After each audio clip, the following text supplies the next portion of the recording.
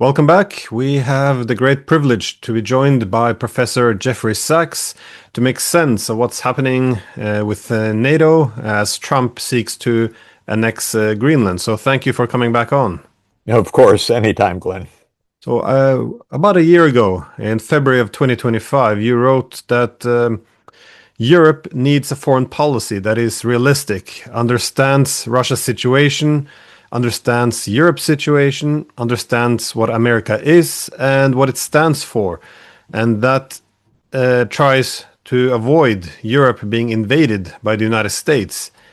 It's certainly not impossible that Trump's America will land troops in Greenland. I'm not joking, and I don't think Trump is joking. So, of course, a year ago, the Europeans were a bit dismissive about these ideas. Not so much anymore.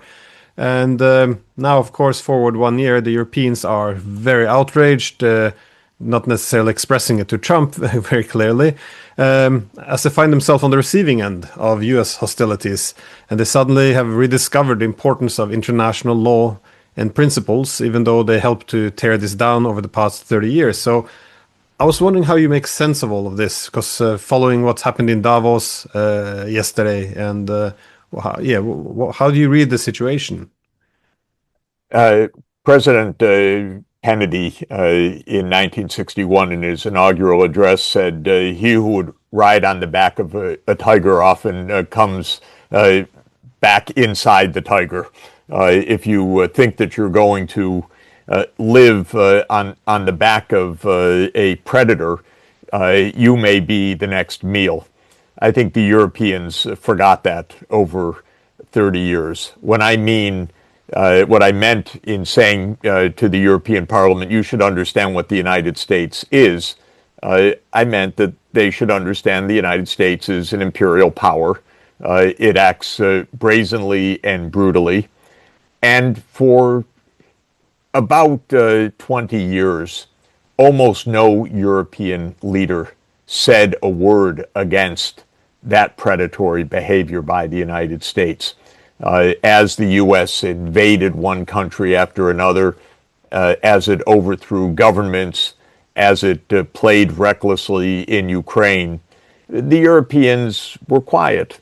They may even have liked it, as the U.S. was complicit in Israel's disastrous wars across Africa and the Middle East, as the United States went to war in Iraq, went to war in Libya, overthrew or assigned the CIA to overthrow the government of Syria, played a very deep and destructive role in the overthrow of Ukraine's President Viktor Yanukovych in February 2014. The European leaders just were silent. When the United States bombed Iran last June, the European leaders said, oh, Iran, you should exercise restraint. They didn't tell the United States to exercise restraint. When the United States kidnapped the president of Venezuela, the European leaders were fine. He's a bad guy.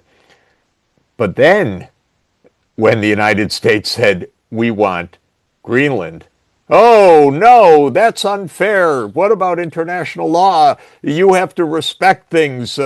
And the New York Times discovered that America has imperial tendencies. It hadn't mentioned that for several decades, actually. But it discovered it because now it was talking about a European country and a European territory.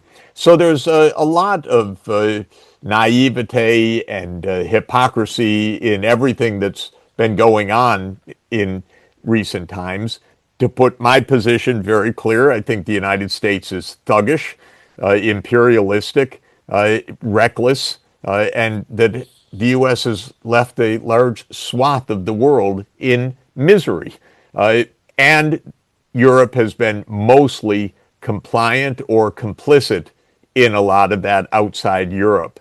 So I sympathize with the Europeans, of course I do, about Greenland. This is just a grotesque power grab by Trump.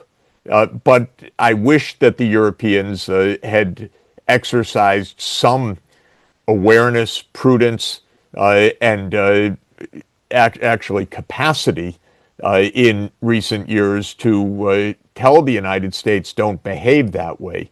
Also, from a very realist point of view, if I may say so, the Europeans were absurd in their Russophobia. That wasn't realism, that was self-destruction. Rather than keeping lines of communication open with Russia, they left everything to the United States. So now they find themselves completely boxed in because they have no diplomacy with Russia. They basically have no diplomacy with the United States. They basically have no diplomacy, is the reality of Europe right now. But they did that to themselves. And I don't like to say it, but I have to say I told you so to them, because I've been saying this for years to the European leaders. So have you. Get your act together. Have a diplomatic policy. Understand what the United States is all about. Don't be so hypocritical, it will come back to haunt you. These are all the basic truths of the last few days. Yeah, I think the European idea is that much like the Cold War, the hatred of Russia should unify the West. But the problem is this is not the Cold War. The Americans do not see the Russians as a main adversary. So the only thing happens by pushing this crazy Russophobia is the Europeans make themselves more dependent on the US, while the US has less interest in sharing this common balancing. So they make themselves subservient. But I try to make this point in Europe, but I'm told that this is Russian propaganda. So right. It's not Russian propaganda. We see right before our eyes what the consequences of all of this have turned out to be, which is Europe bereft of any security, any capacity to discuss issues. They're running around in an absolute panic. In a sense, you don't blame them, except that they had a lot of warning in this, including the one that I gave to them last February. But of course, you and I have been making these warnings for many, many years. But a lot of things happened now in Davos, though. The most interesting speech maybe was from Canada's Prime Minister, Mark Carney. He more or less admitted that the whole so-called rules-based international order was a fraud, that it gave the West certain specific privileges. Yeah, they can refer to liberal democracy and human rights to push aside international law. Of course, that's the exclusive prerogative of the West, so a hegemonic concept. But now, of course, they find themselves on the outside, as you suggested, and this is not acceptable. I thought this was quite remarkable because this suggested a change in world order. Canada has to diversify. The Europeans, though, have been much weaker in their response. Macron even sent a private message to Trump, which was shared, in which he said, more or less trying to get on the inside, saying, we agree everything you're doing against Syria, Iran. Let's work on this together. Just leave Greenland alone. So trying to get back on the inside, while NATO Secretary General Mark Rutte spent the entire interview I watched celebrating Daddy and why he's been the most wonderful thing ever to happen to NATO. Even at the same time, Trump shared a message saying that the real enemy of America is from within, which is NATO. So it's quite remarkable to watch.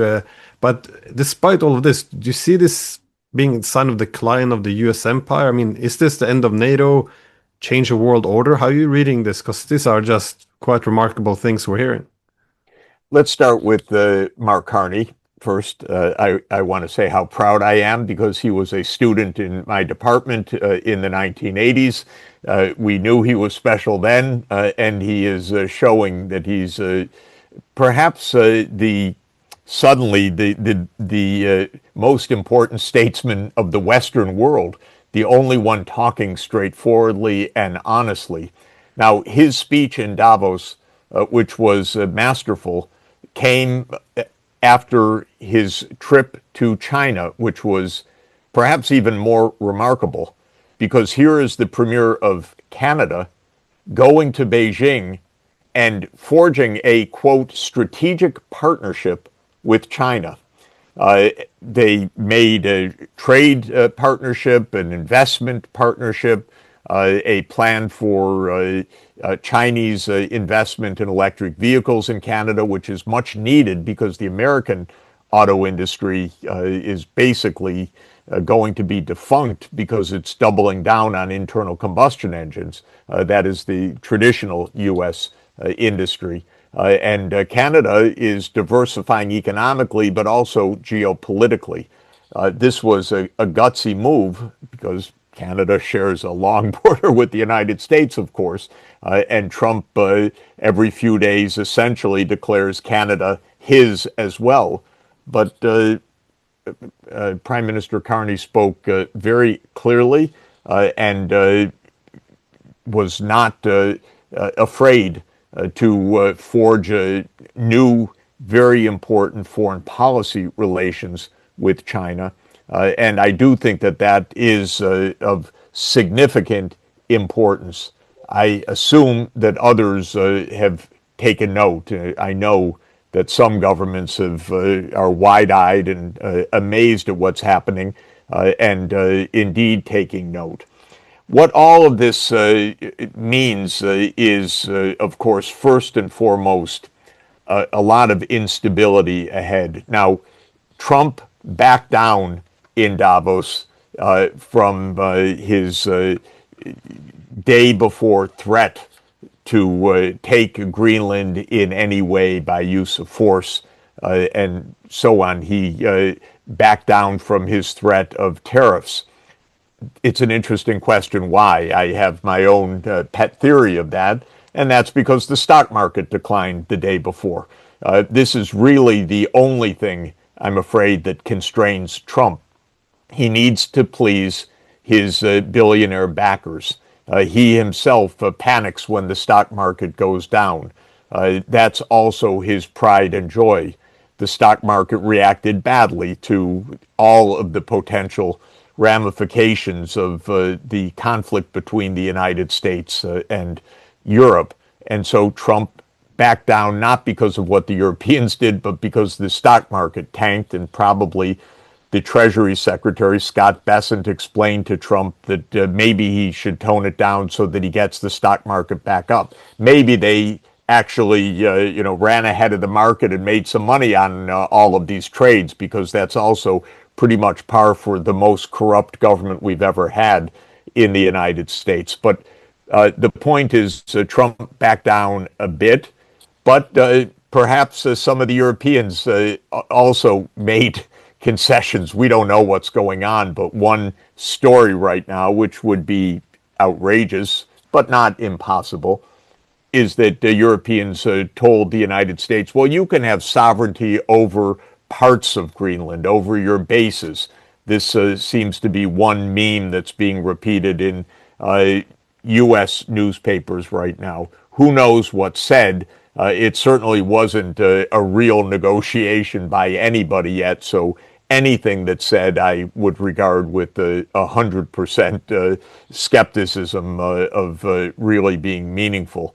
So this was another piece of the chaos. I think there was another part of Davos that should get more attention than it's gotten, and that was an interview by the U.S. Treasury Secretary Scott Bessent on Fox Business News. It was extraordinary because it explained another thing that you and I have spoken about and that I've been posting about, and that's what's going on in Iran. Because Scott Bessent let the cat out of the bag. He said this is a regime change operation. The idea is for the U.S. to crush the Iranian economy. If you or I were to say that 2 days ago or 3 days ago, oh no, you must be an Iranian apologist.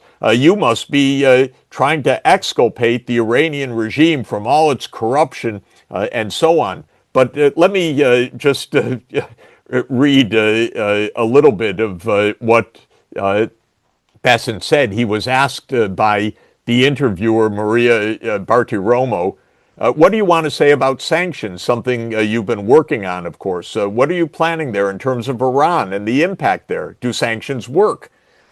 So Bessent says, okay, there are Treasury sanctions, and if you look at a speech that I gave at the Economic Club of New York last March, I said that I believed the Iranian currency was on the verge of collapse, that if I were an Iranian citizen, I would take my money out.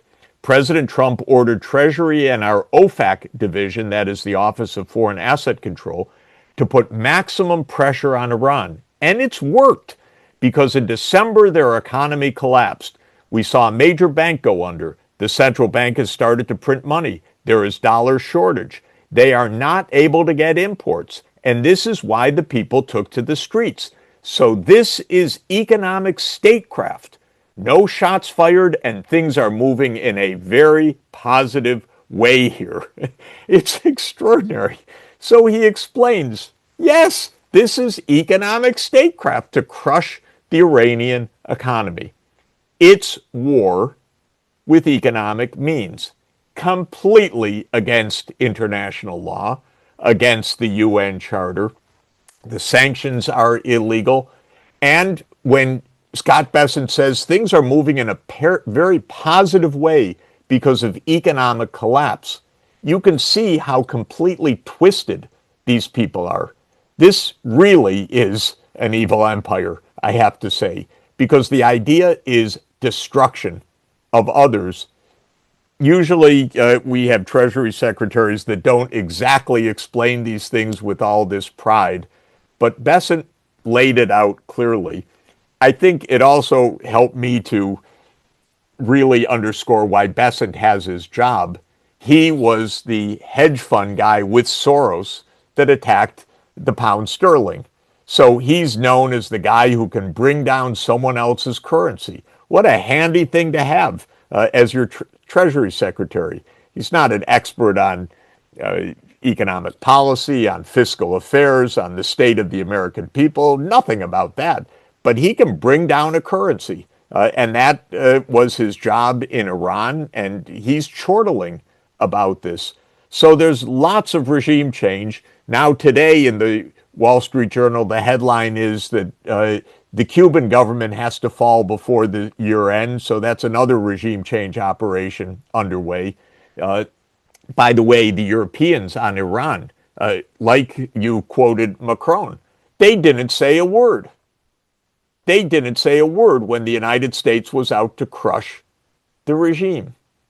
So I think at least all of your listeners are extremely well informed.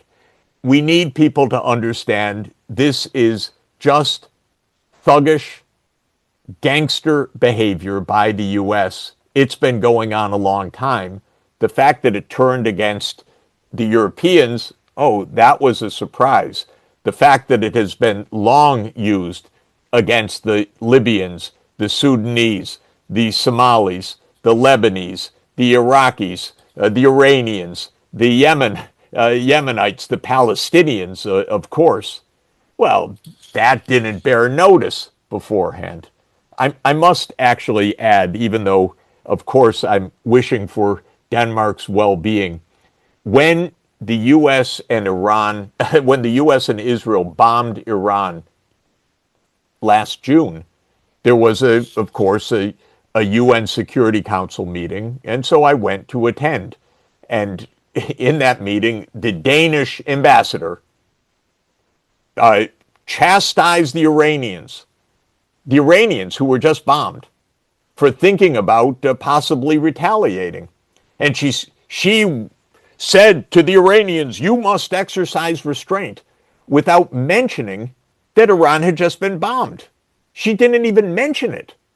So I went up to her afterwards and I said, Madam Ambassador, maybe you should also have said that Israel just bombed Iran. She turned around and walked away. So now they're upset. But that's what they were defending up until now. They were defending lawlessness, and they were hiding it. But now it has turned on them. Not that I'm happy about that. I find the whole thing completely despicable.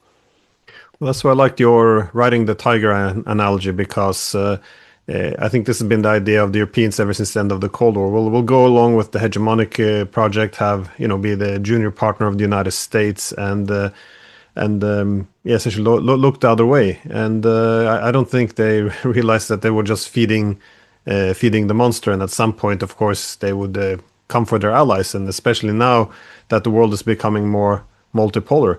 And I think that this goes beyond Trump, though, because in a multipolar world, it seems that the United States will have to prioritize other regions. And I always made the point that we should have good relations with America, but in order to have it, we have to diversify also our ties. Otherwise, we become too dependent on the US, and the US would then be in a position to take advantage and create this extractive, almost colonial relationship. But the EU seems to go the exact opposite direction, which is why I was wondering, well, what does this mean for the political West? Because the political West, united against the Soviet Union or pursuing collective hegemony in the post-Cold War order, as Carney suggested, this doesn't work anymore. But I might be wrong, because the Europeans seem to be willing to play this role and doesn't have any political imagination to be anything else than subservient to the U.S. empire, even as the U.S. trashes.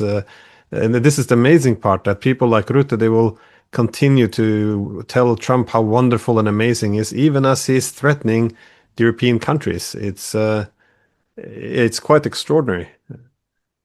There have been glimpses, mere glimpses, I acknowledge, but glimpses of insight. Chancellor Merz, who came into office warmongering and has beat the war drums ever since, just about every day, said just before New Year's that Russia is a European state. It's got European culture, and there will have to be relations between Europe, meaning European Union, and Russia for that reason after this conflict ends. Well, this was the first statement I heard of this kind, rather than the idea that there's going to be another wall a mile high between the two sides. If one would look at the modern history objectively, not from a partisan point of view, not from a US point of view or a European point of view or a Russian point of view or a Chinese point of view, what you find is that actually all sides could get along if they would just stop warmongering against the others. And Europe's big mistake is this Russophobia, this idea that Russia is intrinsically and inherently evil. And therefore, that is the inexorable adversary of Europe. It ain't true.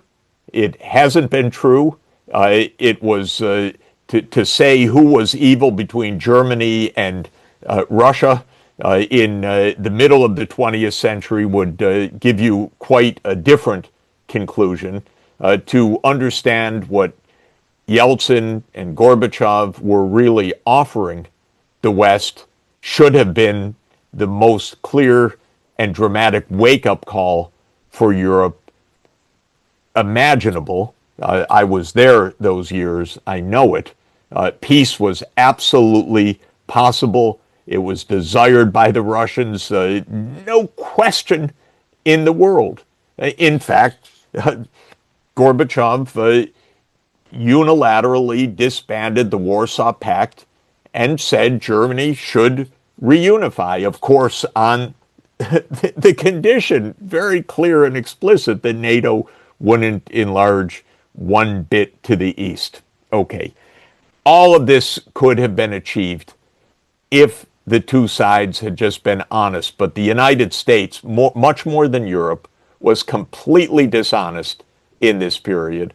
And the Russophobia of Eastern Europe, whatever one thinks, you could at least understand it, although I don't agree with it. But it should not have guided European policy overall. So Europe trapped itself, and it remains trapped. But if it could step back and think, which admittedly is very hard for these politicians to do, they would see that till today, it's possible to have peace with Russia. It would be built on neutrality of states in between the European Union and Russia, first and foremost, Ukraine. That was the whole idea of how to achieve a peaceful settlement. The same reason that Austria was both neutral and safe during the entire Cold War period, because it was in between and it did not lose its security by being neutral, not at all. It increased its security. So there were ways forward, there are ways forward now, but it requires a different approach. And the British are the most hopeless in this. They've had the same approach since 1840. Germany has been a country that has understood East politics, Ostpolitik, of Willy Brandt and others after that. If there were a Helmut Schmidt or a Helmut Kohl, things would be different. If there were a Chancellor Merkel up until the second day of the Bucharest NATO summit, because she knew that what the United States was pushing was all wrong, it would be different. So we can't give up that this is hopeless, but it is urgent that Europe come to understand, if it continues to prosecute this war with Russia, it's going to find itself nowhere in this world, just broken apart. An enemy of Russia, an enemy of China, an enemy of the United States, bereft of a functioning economy, and that is the current line of travel. Well, even as Europe now is on this path, as you suggest, and I very much agree with, I'm very skeptical about the ability to do anything about it, because at the moment the discussion in Europe is, can we even talk to Russia? This is where we are, even as we're losing the war. And the British and the Baltic states, of course, say, no, we can't talk to Russia. That's just, that's not acceptable. And even if we can solve this, then we have to move on to the next stage. Who should represent us in the talks with Russia?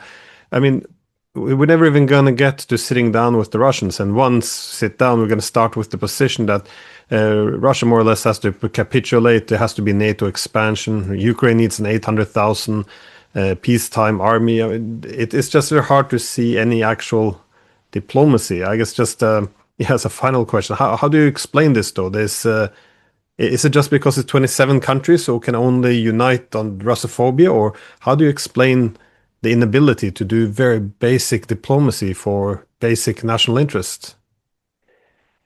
I think that it would be possible to find a way forward, not with all 27 agreeing suddenly, but if Germany and ideally Germany, France, Italy would find some rationality. And let me explain why.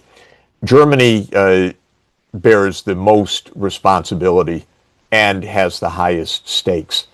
This war in Ukraine came about because of German duplicity as much as U.S. duplicity. It was Germany, after all, that made the deal. No NATO enlargement in return for German reunification. And Germany violated that. Actually, already in the early 1990s, it wasn't only the United States that was calling for NATO enlargement. It was also Germany that was calling for NATO enlargement. So Germany cheated. This is first.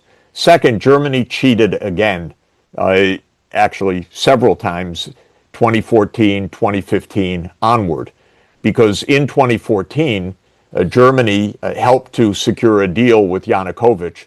You will stay in power, and we will have a unity government and early elections in Ukraine by the end of 2014. The United States broke that, sided with the violent coup that took place the day after the European Yanukovych agreement was reached, and then Germany quickly went along with that, rather than saying, no, we actually had an agreement. Yanukovych is still the president. That's how we're going to proceed. So Germany dropped the ball again. Then in 2015, when the Minsk II agreement was signed, Germany was to be the guarantor of Minsk II.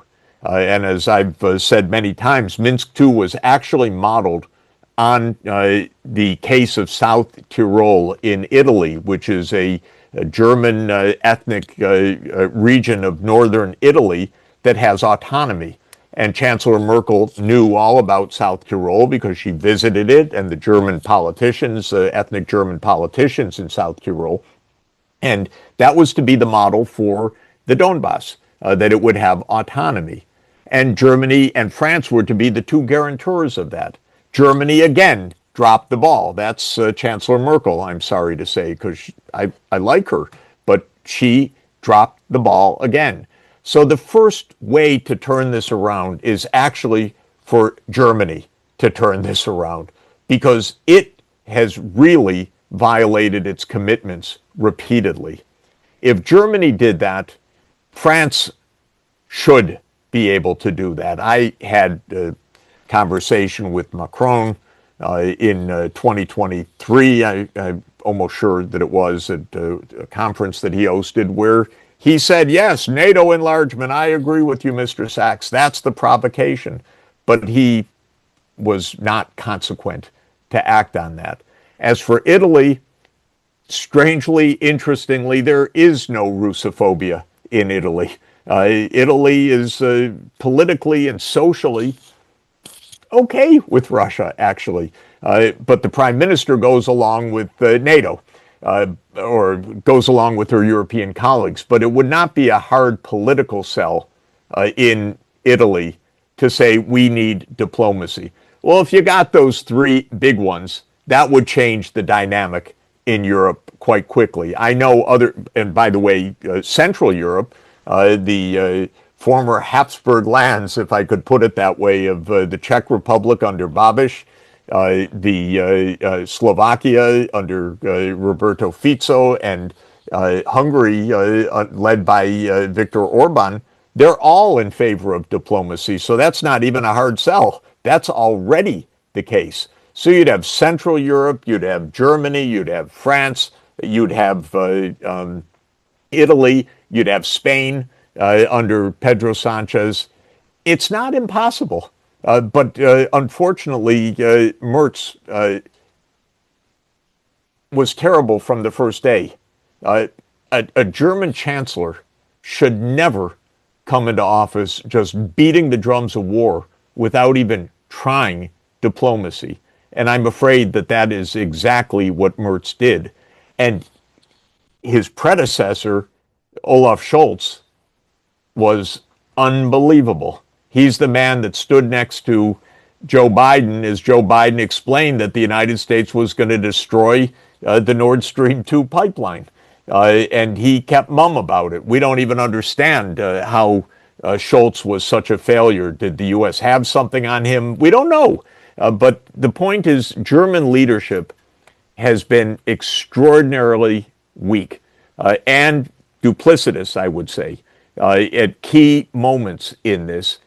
Germany has a responsibility to turn this around as the biggest single country and, of course, the major industrial power, albeit a failing one, in Europe right now. This is what I would hope could happen. I'm not giving up on it because it's too important to just let Europe continue to founder and pull itself apart in pieces or appease Trump time and again in the most pathetic way. Ruta, I won't even talk about. It's beyond imagining. And interestingly, I may say, by the way, Jens Stoltenberg of your country, who's finance minister and was the Secretary General of NATO and someone I've known for decades, I believe I'm correct that he said recently that it's time to talk to the Russians. He never would have said that as Secretary General of NATO. And when he stepped down as Secretary General and started to say things different from what he was saying as Secretary General of NATO, I spoke to a political leader and said, what's going on with Jens? Why didn't he say that when he was Secretary General? And I was told, well, Jeff, when he was Secretary General, who was he working for? And I said, you mean the United States? He says, yes, So he wouldn't say something different. Now, Mark Rutte is pathetic.